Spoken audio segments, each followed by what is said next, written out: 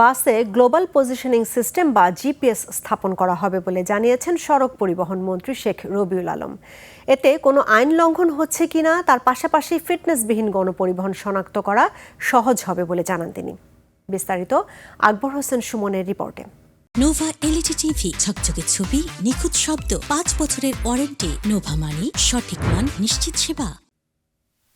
গণপরিবহনে GPS বসানোর উদ্যোগ নিয়েছে সরকার। মহাসড়কে 80 কিলোমিটারের গতিসীমা লঙ্ঘন করলেই নেওয়া হবে ব্যবস্থা। পাশাপাশি অতিরিক্ত ভাড়া নিয়ন্ত্রণে যত্রতত্র হাইওয়ের পাশে টিকিট কাউন্টারও থাকবে না।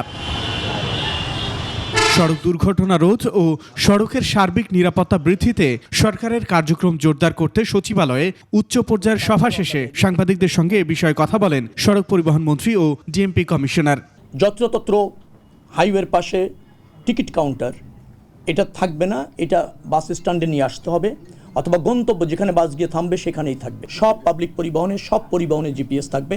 তাহলে দেখবেন যে নিয়ন্ত্রণ আরও বেশি সম্ভব হবে। স্পিড নিয়ন্ত্রণ করা যাবে, গাড়ির অবস্থান নিয়ন্ত্রণ করা যাবে, কে ট্রাফিক রুল মানছে না নিয়ন্ত্রণ করা যাবে, কে মাঝপথ থেকে ঘুরিয়ে যাত্রী নিয়ে চলে যাচ্ছে সেগুলো নিয়ন্ত্রণ করা সম্ভব হবে। জিপিএস এর মাধ্যমে আমরা এটাও করতে পারবো যে আনফিট বাসগুলা রাস্তা নেমেছে কিনা। একটা বাসের ফিটনেস 2 বছর পর করতে হয়, ফিটনেস নিয়ে চালাতে হয়।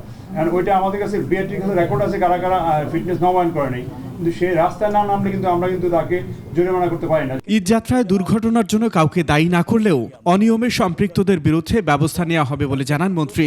ওই যে সৌহার্দ্য পরিবহন, যেটা শুধু ওই গাড়ির রুট না, তাদের আগামীতে তাদের কাছে জবাবদিহি চাওয়া হয়েছে, ব্যাখ্যা চাওয়া হয়েছে।